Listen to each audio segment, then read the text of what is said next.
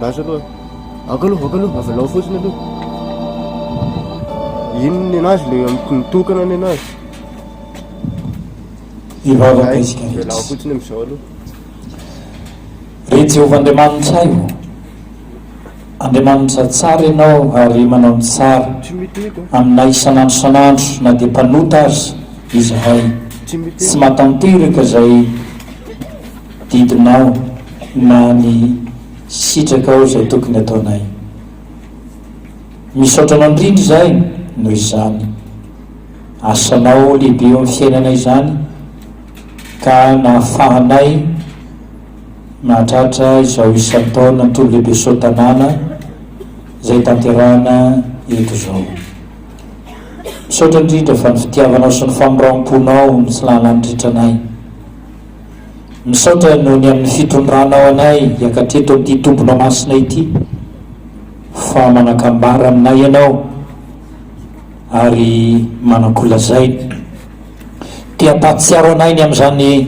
fitiavanao sy ny famoram-ponao zany mba hiverenanay marina eo aminao tonga eto izay manana ny aretinay mba ho sitranonao manana ny fahalotonay mba ho diovinao sy ho sasanao tonga eto izay Jesosy tomponay mba ho avaozinao ny alalan'ny teninao izay ambaranao sy ampitondranao ny mpanomponao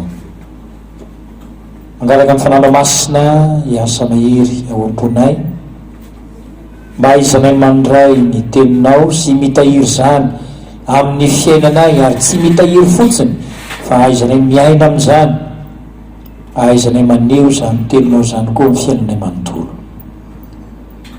dia raha andrey ny teninao zay amitetakariva ity dia mangataka indrindra mba ny hanananay fifatoana handray sy haino zany ary mangataka aminao hiteny aminay sy ampianatra nay araka ny fombanao fa vono kriananao zany dia mamindra fo aminay ary mamelany elokay amin'ny anaranao Jesosy mangatana an'izany, amen.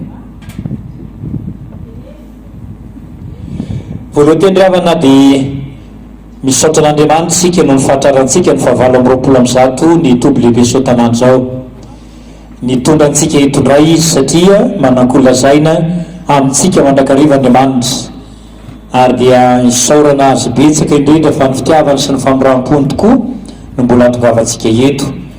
Dia faly miarabantsika amin'ny anaran'i Jesosy tonga soa eto amin'ny toby lehibe sotanana natratra ny fotoana. Dia misaotra ny birao sy ny komity ny toby lehibe sotanana ihany koa nanome anjaranay hitondra izao lahatiny izao. Raha mijery ny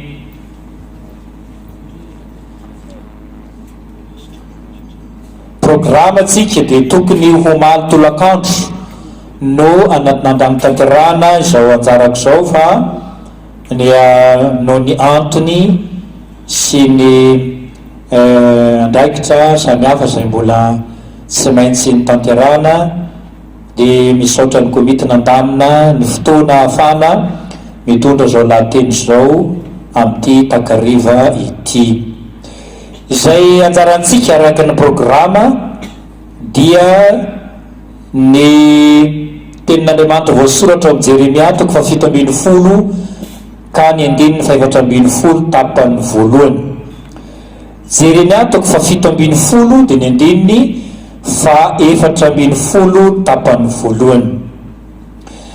Dia andeha iarahantsika mirety io tenin'Andriamanitra io amin'ny anaran'i Jesosy manao hoe Jehova o sitrano aho dia ho sitrana, amen. Ny teny fanevantsika amin'izao isan-taona fahavalo amby roapolo amby zato zao dia nalaina atao amin'ny Romanina 9:5:12 izay manao hoe amin'ny anaran'i Jesosy fa izay tarihin'ny fanan'Andriamanitra no zanak'Andriamanitra. Io teny faneva io no anorenantsika ny fampianarana na ny lahateny sy ny toriteny mandritra n'izao isan-taona izao. Izay no ela fa ity teny anjarantsika ity dia tafiditra ao amin'ny vavaka nataon'ny mpaminany Jeremia arak'izay hitantsika amin'ny 7:12 faharoa-12 ka hatramin'ny 5:10. Vavaka nataon'ny Jeremia mpaminany no hitantsika ao, ary anisany tonom-bavaka nataony ity teny anjarantsika ity. Toy izao no drafitra arahantsika amin'ny famoaboasana ity teny ity. Ny voalohany io jerentsika dia ny amin'ny hoe Jehova Andriamanitra ny loharanony fanasitranana. Faharoa dia jerentsika ny hoe inona moa no aretina nahazo an Jeremia, fa inona no aretina nahazo an Jeremia tadiavany fanasitranana tamin'i Jehova. Ary ny farany fahatelo farany dia ny afatra ho antsika amin'izao tenin'Andriamanitra izao. Fa melohan'izany ry havana dia tsara ho jerentsika aloha ny contexte momba ny fiainan'ny Jeremia mpaminany sy ny contexte ara-tantara nisy teo amin'ny zanak'Israely ka nahatonga an Jeremia nampitondran'Andriamanitra hafatra ho an'ity firenena Israely ity. Dia ho jerentsika aloha iza moa Jeremia, iza Jeremia mpaminany no resantsika eto. Tsy vaovao amin'ny asa fanompoana an'Andriamanitra izy satria mpisorona ny rainy noho ny natao amin'ny tanàna atao hoe Anatota izy izay 5 kilometatra atsinanany tanànan'i Jerosalema. Ny anarana hoe Jeremia dia midika hoe Yahve manandratra na Jehova manandratra. Nantsoina ho mpaminany izy tamin'ny taona 720 talohan'i Jesosy Kristy, raha teo amin'ny 520 taonany. Hitantsika amin'izany fa tena mbola tanora eritrerina izy dia efa nahazo fiantsoana ho mpaminany teo amin'ny firenena Israely. mpanjaka telo no voalaza fa nanjaka nandrindrany nampaminany azy dia Josia, Joiakima ary Zedeki zany. Tsy voalaza kosa ireo mpaminany roa izay nitondra mambolana tamin'ny andro nampaminany an Jeremia, toa ny Joiakina sy Jehoahaza zany. Ny zareo tapany efatra ny vanim-potoana nanaovan'i Jeremia ny asa fanompoana nampaminany azy, zany hoe tamin'ny nandritra ny fitondran'ireo mpanjaka ireo, ny tapany telo voalohany ary ny tapany faefatra farany dia tany Egypte zany. Horesantsika fohifohy avokoa ireo vanim-potoana na tapany tamin'izay nitondran'ireo mpanjaka ireo amin'ny fotoana naminanian Jeremia. Tapany voalohany dia nandritra ny fotoana nanjakany Josia mpanjaka, tamin'izany no nitranga ny tapany voalohany tamin'ny asa fanompoan'i Jeremia. Rehefa hita tao amin'ny tempoly ny bokin'ny Deutéronomia dia nanao fanavaozana aram-pivavahana ary namerina ny vahoaka ho amin'ny fankatoavana ny lalàna ny mpanjaka Josia. Nanararaotra nanampy azy tamin'izany fanavaozana izany Jeremia mpaminany, ary io no nantsoina hoe réforme deutéronomique araka ny mpanjaka faharoa toko faharoa amby roapolo andininy fahavalo zany. Indrisy nefa fa tsy nahavokatra ny fanavaozana nataon'ny mpanjaka sy Jeremia, fa lasa ivelambelany ihany zany, tsy noraharahian'ny olona ny tenin'ny mpanjaka na ny tenin'ny mpaminany. Josia koa rehefa nanandrana nanohitra any Farao dia maty tamin'izany tamin'ny taona 500 talohan'i Jesosy Kristy. Zay ny tapany voalohany nampaminany an Jeremia. Ny tapany faharoa dia nandritra ny nanjakany Joiakima izany, nanomboka teo ihany koa ny fijalian'ny mpaminany. Nambaran'i Jeremia tamin'ny andro nanjakany Joiakima fa hisy ny fahababona ahazon'ny zanak'Israely any Babilôna noho ny fiandanian'ny mpanjaka tamin'ny Egyptianina sy ny tsirariny rehetra izay nataon'ity mpanjaka ity, ny fanompoan-tsampy na ny fiodinany tamin'Andriamanitra zany. Vokatra ny fanambarana ny filazany Jeremia ny fahababona ho avy zany dia tsy faly tamin'ny afatra nentiny ny tao an-tapan'ny mpanjaka sy ny mpaminany izay niasa tao amin'ny tokotanin'ny mpanjaka.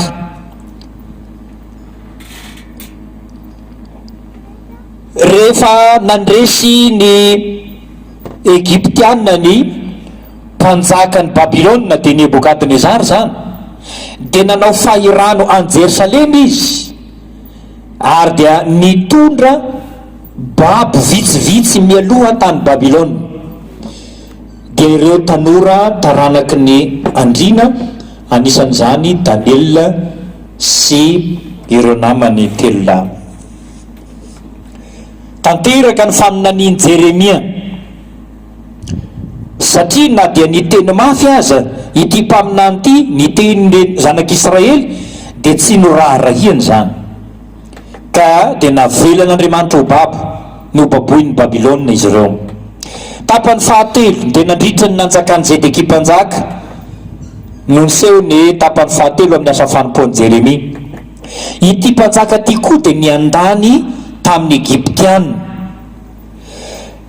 dia nikomy tamin'ny Babilôna izy ireo, dia namerina indray nanao fahirano any Jerosalema Nebokadnezar. Vokatra zany dia rava tanteraka Jerosalema, voarobaka main'ny afo tamin'izany ny tempoly, maro ny mponina no maty ary lasa babo tany Babilôna ny vahoaka. Jeremia kosa sy ireo vitsivitsy dia tsy nentina ho babo tany Babilôna. Tapany faefatra farany zay nanaovany Jeremia ny asa fanompoana na mpaminany azy dia tamin'ny fotoana zay nitondrany Gedalia governoran'ny Joda. Ity Gedalia ity no notendren'ny Nebukadnezara ho governoran'ny Joda, zay nitovy hevitra tamin'ny Jeremia izy, kanefa dia nisy namony tapoka indray. Vokatr' izany dia nisaritaka no nitahotra ny taranaka Joda, ka nangataka tamin'ny Jeremia izy ireo hoe inona ny tokony atao. Na dia nilaza ny tokony atao aza ty mpaminany Jehova ity, dia tsy nanaraka ny teniny vahoaka fa naleony nandositra tany Egypta, ka dia notereny niaraka tamin'izy ireo handositra any Egypta Jeremia mpaminany sy Baroka zay mpitantsoratra nyty mpaminany ity. Noho izany dia tany Egypta Jeremia no nanatotosa ny tapany faefatra sady farany tamin'ny asa fanompoana. Tany izy no nanambarany teny zay azony avy amin'ny Jehova. Tany izy no nanambarany teny fampaherezana sy ny fampiononana ny zanak'Israely, ary nanambarany famelan-keloka zay ho azony zay ny tena mibebaka marina. Kanefa koa dia tsy nitsahatra ny teny mafy ny Israely izy mba hiala sy hahafoy ny fahotany sy ny lalandisony, indrindra ny fanarany ny fanompoan-jamby. Ny momba any Jeremia mpaminany dia nahazo nomen'ny olona anarana roa. Ny voalohany dia anaram-bositra zay nomeny zanak'Israely azy dia ny hoe mpaminany milaza loza, satria tsy mba natahotra ny laza loza zay hiatra tamin'ny zanak'Israely izy raha tsy mibebaka reo, noho ny fanompoan-tsampy, noho ny fitondrantena ratsy sy tsy mendrika, noho ny fiodinan'ny vahoaka Israely tamin'ny Jehova Andriamanitra anaty fialana izy ireo nahafoizany an Jehova Andriamanitra, dia nilaza ny loza hihatra sy ho tonga ho azy ireo Jeremia ratsy mibebaka tokoa. Dia nataon'ny olona hoe mpaminany milaza loza izy. Ny anarana faharoa zay nomeny mpandinika an Jeremia indray dia ny hoe mpaminany mitomany. Mpaminany mitomany. Nahoana moa Jeremia no nantsoina hoe mpaminany mitomany? Zavatra telo no nahatonga izany. Voalohany, araka ny voalaza tany aloha dia nanatrika toe zavatra sarotra Jeremia, dia ny amin'ny fandravana ny Jerosalema sy ny fahababoana Babilonianina zany.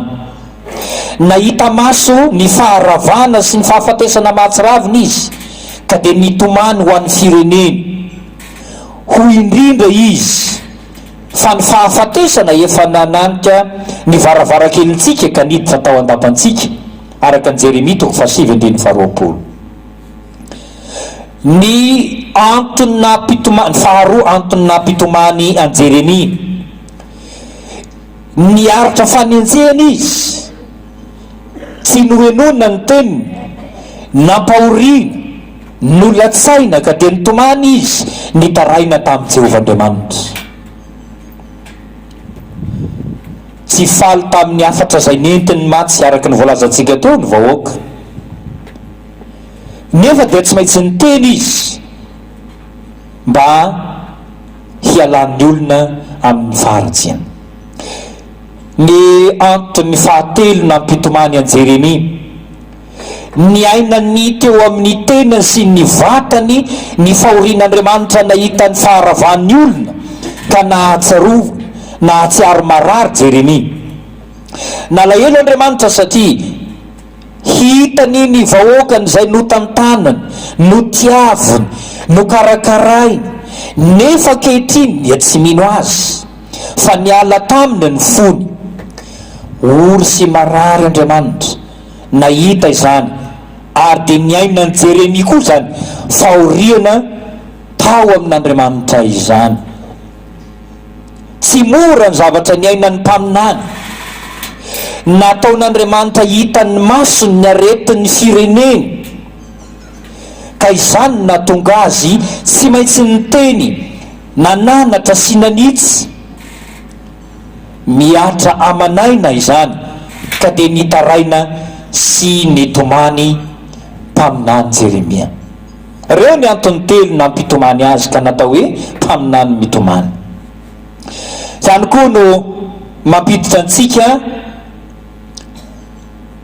hamakafaka izao teny anjarantsika, na mampiditra antsika amin'ny famakafakana ny teny anjarantsika. Voalohany, Jehova Andriamanitra no loharanon'ny fanasitranana. Izany teny, ity teny anjarantsika ity araka ny Jeremia 7:7 ity, Jehova sitrano aho dia ho sitrany, dia sokajina vavaka nataony Jeremia, tonom-bavaka fohy, mafonja no nentiny teo anatrihan'Andriamanitra.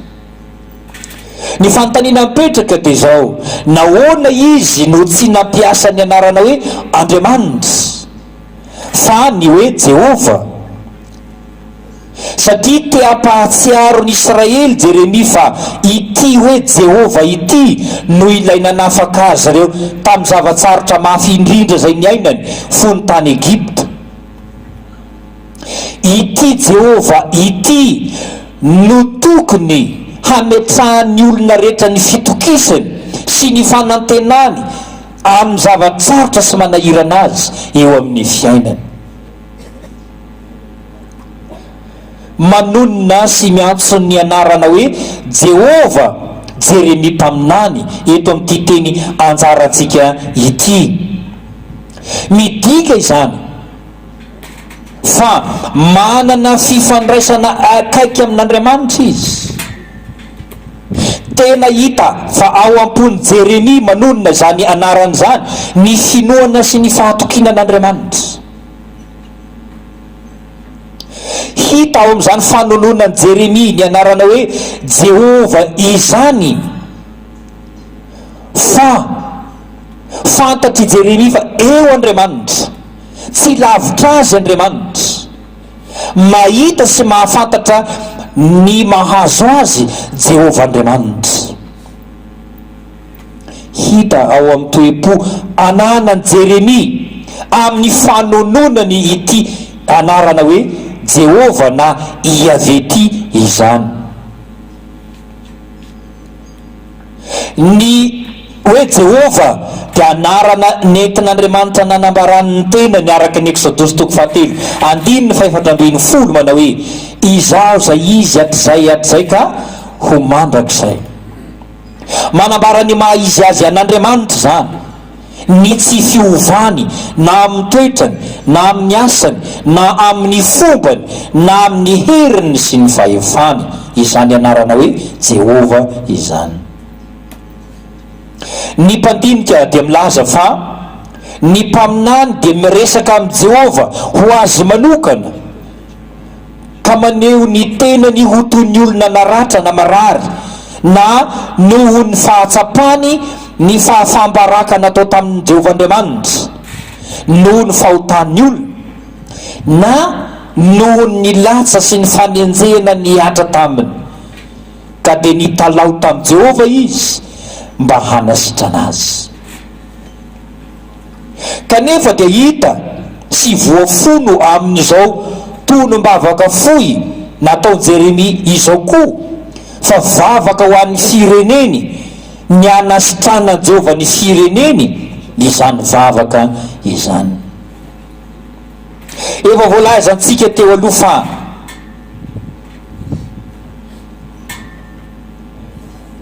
ny ainan'i Jeremia teo amin'ny vatany ny fahorin'Andriamanitra noho ny fahotany zanak'Israely sy ny nahafoizany ty fireneny ety azy.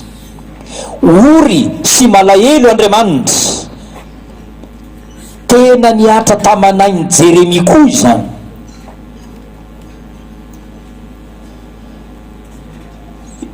no tsarovany Jeremia ho toy ny aretina mafy zay nahazo azy. Zany hoe raha lazaina dia zao, tena natsiaro nangifiry tokoa ity mpaminany Jehova ity.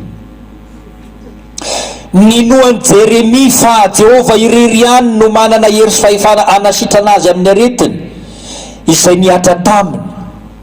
Eny Jehova irery no loharanony fanasitrana.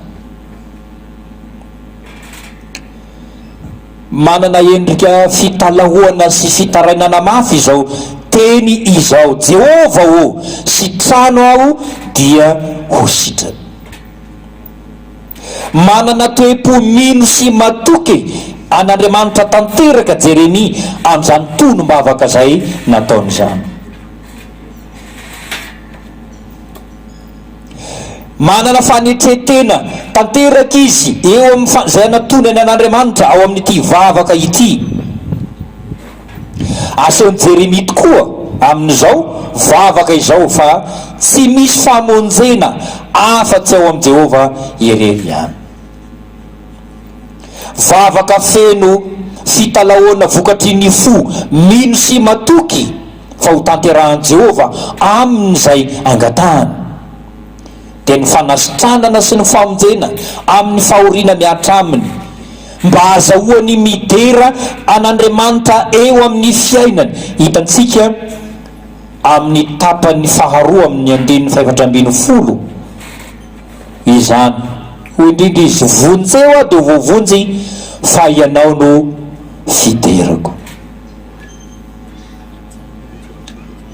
Lesona lehibe ho antsika koa izany ry havana, dia ny ainanantsika toe-po mino sy manety tena eo amin'ny vavaka zay ataontsika sy ny faneketsika fa Jehova irery ny loharanony fanasitranana fa tsy misy hafa.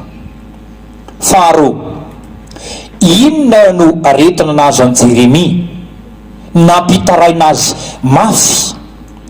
Eo voalazantsika teo aloha fa ny ainan Jeremia teo amin'ny tenany fahorian'Andriamanitra sy ny alahelony nahita ny faharavan'ny olona, dia ny vahoakany izay ny tantanany sy ny karakaray ny ary ny tiavany zany, kanefa dia nanitsakitsaka an'Andriamanitra.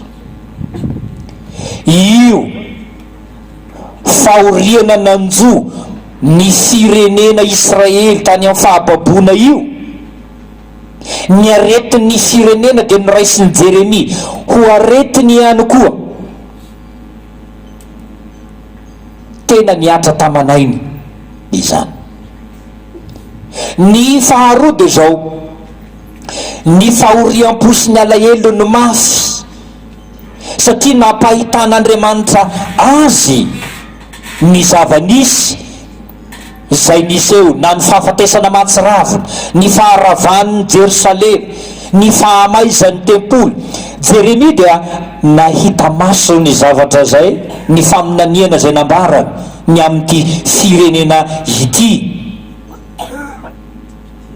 Nampahitan'Andriamanitra azy zany. Io no ratsy, io no aretiny zay nitadiavan'ny fanasitranany. Ny fototry ny aretina dia ny fahotana, ary ny fototry ny fahotana dia ny tsy fankatoavana an Jehova. Rehefa tsy mankatoa an Jehova dia tafiditra amin'ny fanompoan-tsampy. Rehefa tsy matoky an Jehova dia tonga tsy matahotra an'Andriamanitra, ary rehefa tsy matahotra an'Andriamanitra dia miseho daholo ny karazam-paharatsiana maro samihafa zay ataon'ny olombelona.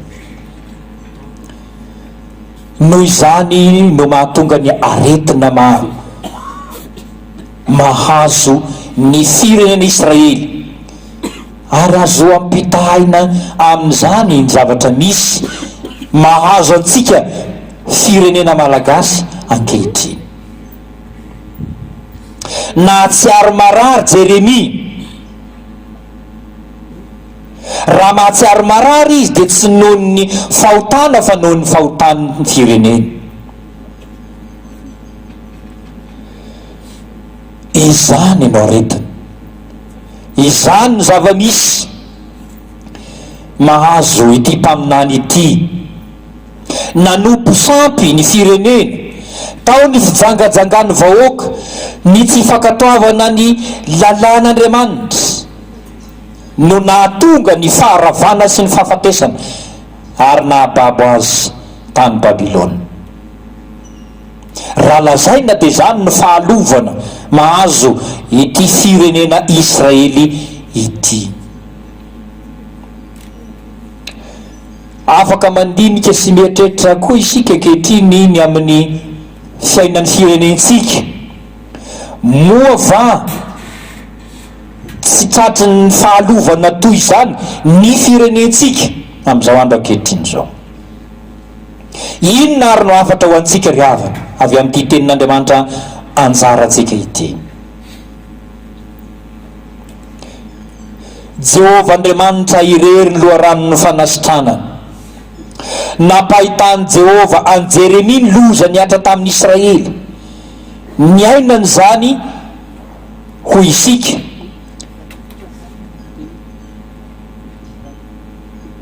Ory sy malahelo Jehovah Andriamanitra mahita ny firenena izay niala taminy. Hitany Jeremia zany, ary ianao mba hitanao koa ve ny fahavoazan'ny firenentsika ankehitriny, ny fahavoazan'ny fiangonantsika? Mety manontanytsika hoe fa inona ny fahavoazan'ny fiangonana na inona ny fahavoazan'ny firenena? Latsaka katerena ny firenentsika, anjakan'ny kolokolo loatra ny firenentsika ankehitriny, hatramin'ny mpitondra isan'ambaratonga ilay tompon'andraikitra samihafa, feno faharatsiana, ary mbola eto amin'ny firenentsika ny fanompoan-tsampy isan-karazany amin'ny endriny samihafa, na ny filalaovana ody zany, na ny filalaovana maty zany, fanompoan-tsampy na ny fanankinana sy ny fametrahan'ny fiainana amin'ny harena mandalo na ny hareny tany, ny fitiavam-bola tafahoatra, ny fitiavana hery sy fahefana ary voninahitra, samy eto amin'ny firenena ary tafiditra ao amin'ny fiangonantsika izany rehetra izany zay atao hoe fahalovana. Ary io no fahababoana babiloniana mahazo ny firenentsika sy ny fiangonantsika ankehitriny. Akoatr'izany ny fifanilikiliana, ny tsy fifankatiavana, ny fanaovana tsinontsino, mpiara-miasa samy nahazo fiantsoana avy amin'Andriamanitra, nampiraisin'Andriamanitra sy nampiomboniny tamin'ny alalan'ny fanahy masina nomenantsika tao amin'ny batisa, nefa misara-bazana, miady, tsy mifankahazo, tsy mahay miara-miasa amin'ny asa fitoriana ny filazantsara. Tafiditra sy tafalatsaka amin'izany isika kristiana, fahababoana babiloniana iainantsika izany.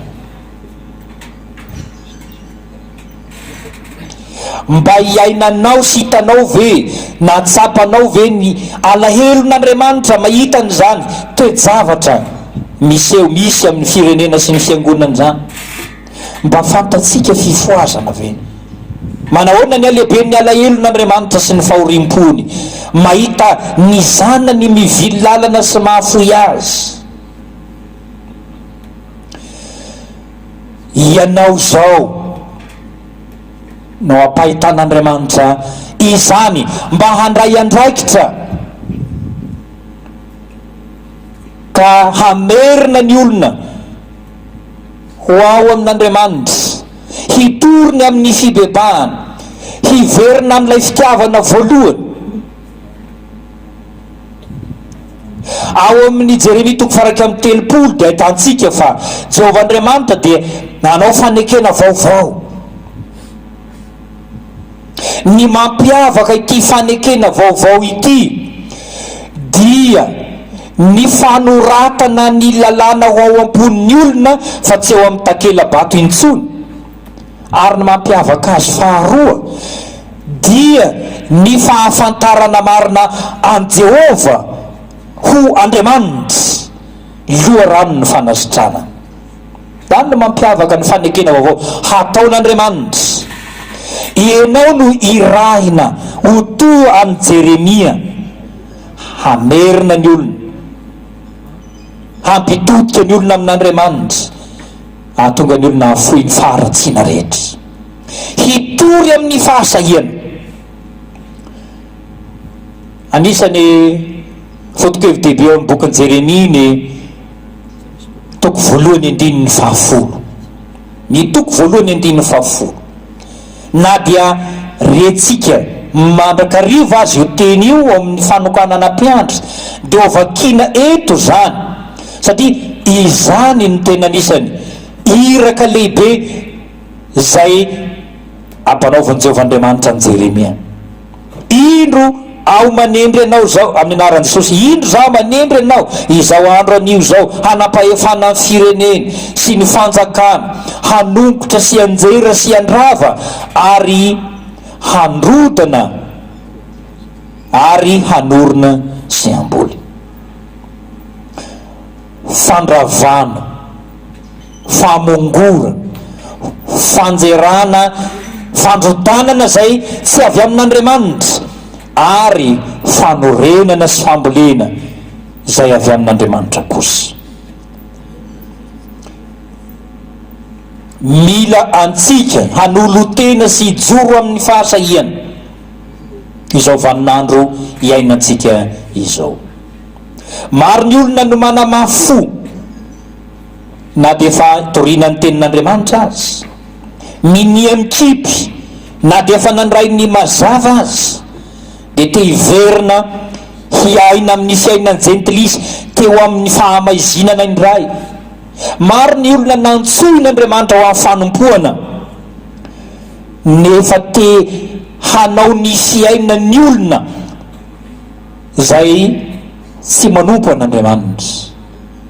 Mpiandry te hiverina amin'ny fiainan'ny olona tsy mpiandry, na dia efa nanaiky fankatony fisipika azy. Ny tompon'andraikitra samy hafa amin'ny fiangonana to te hiverina sy akamamy ny fiainan'izao tontolo zao ndray, na dia efa nifidiana ho amin'ny andraikitra samy hafa eo amin'ny fiangonana azy. Mila mandinika sy mieritreritsika fa sao itsika koa no tratra ny fahababoana babiloniana.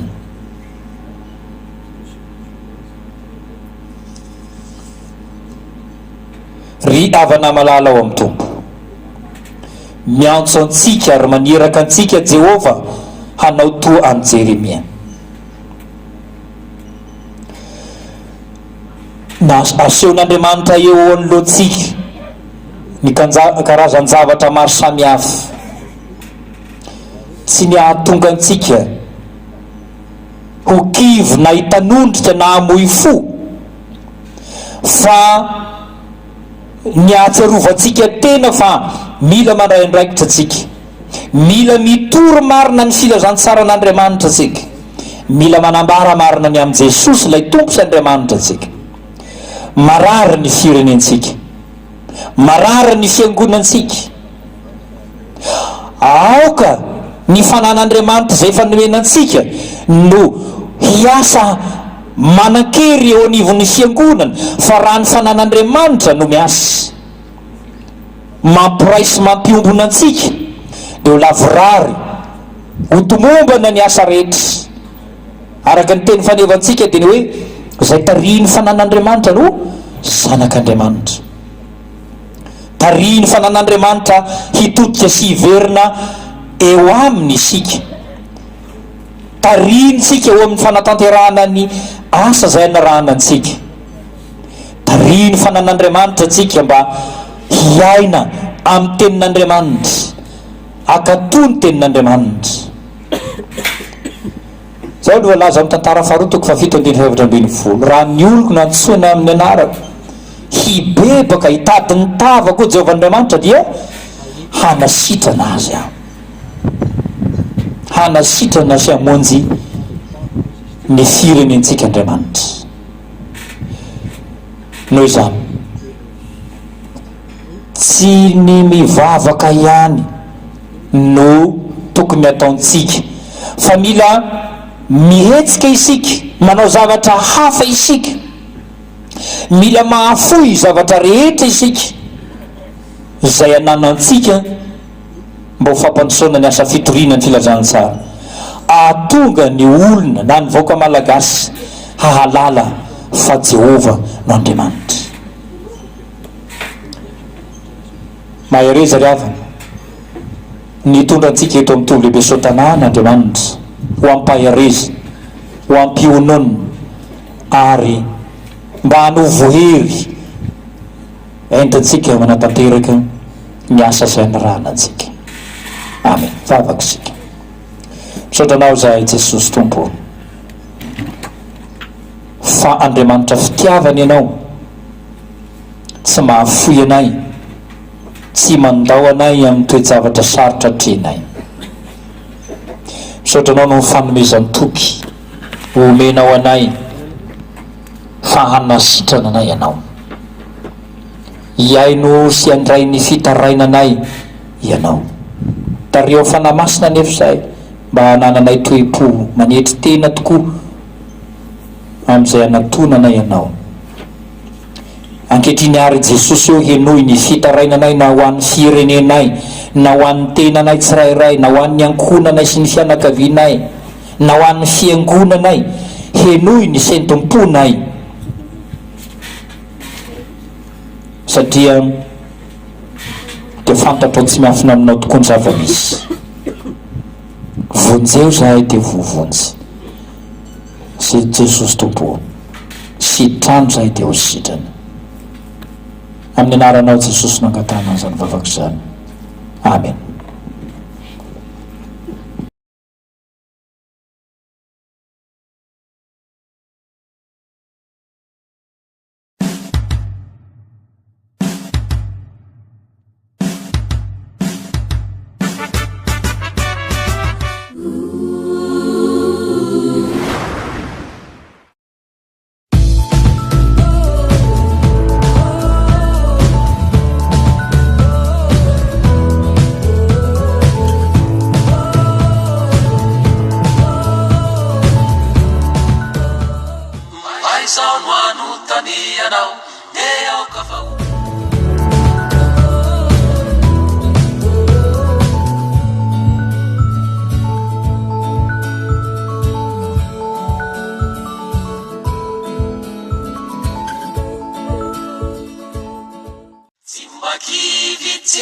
Sasatra sikatili ya safatratra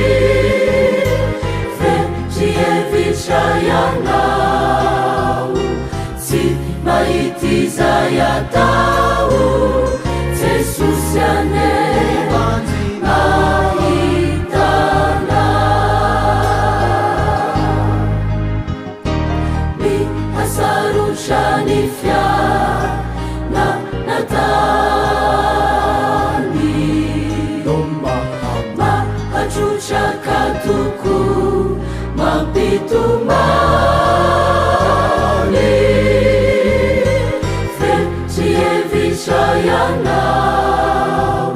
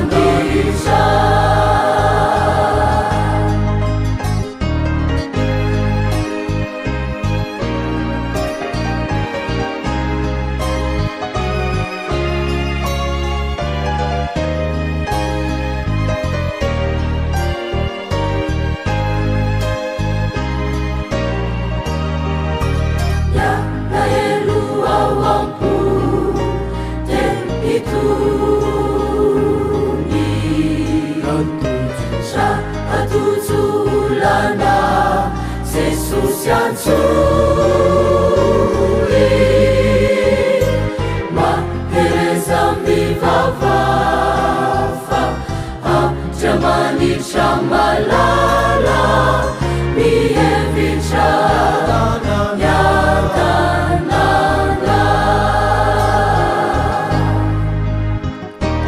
yapaelu awampu te ituni Hatutulana Jesus yatsuri mahereza mivavafa ajamanisha malala mihevitra yatanana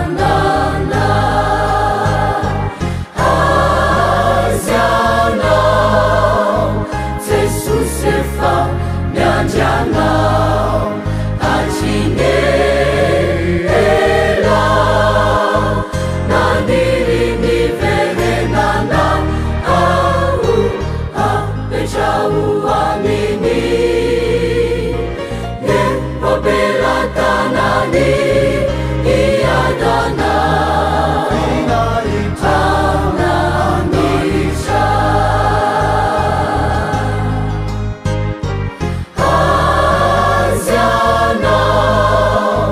Jesus efa mianjanao acinela naniri niverenana au apetrau amini ne wabela tanani iadana ananisha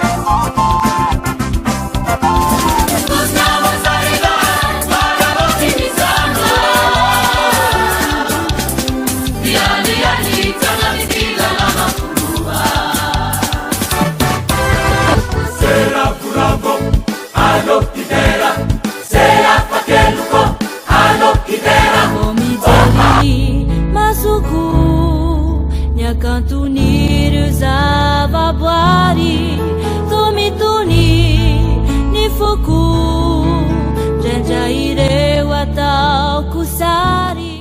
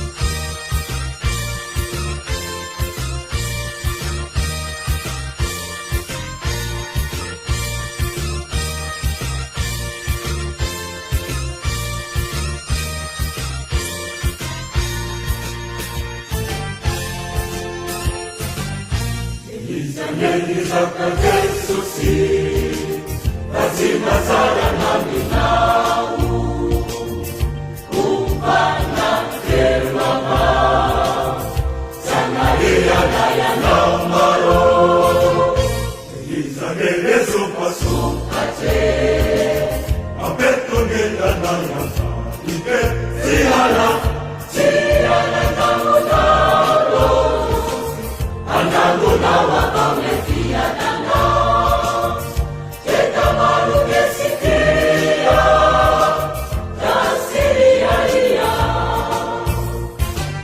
siria ya kabau maro Pakukurge namanari Kami yang memera Siananga tiadanane Isaka pamelanda Laikaba Jesus sinagana usihanage Jesus simamekana wandea Uangana kilaba kete kule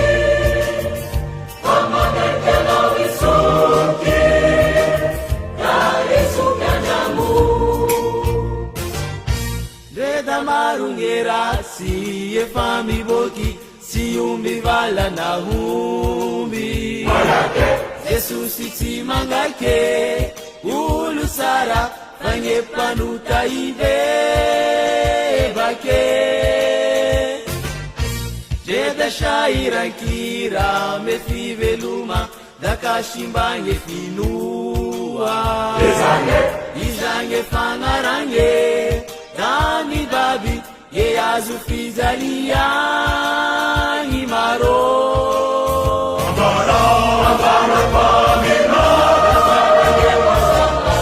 Sesaira lagao Anyente nasara Anara Anamugeza Abara pamina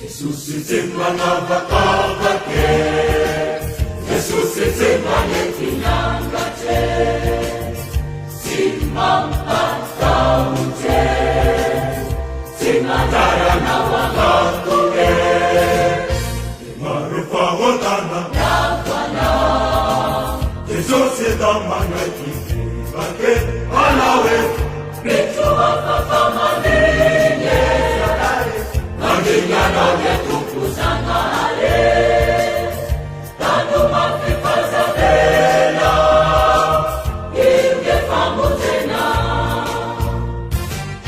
Jesus itimba navatavake Jesus itimba netinangate Sima patsaute Simajara na wangamkuge Marufa hodana Nakwana Jesus idamanga ikibake Malawe Mituwa pakamanenge Mandinga nawe tukuzanga ale Tano mafipaza vela Inge famutena Dreda marungera si e fami boki Si umbi vala na umbi Jesus iti mangake Yulu sara Fange panuta ibe bake Neda shairankira me fiveluma da kashimbanye finua Izanye fangaranye dami babi ye azu fizalia ngimaro Amara pamina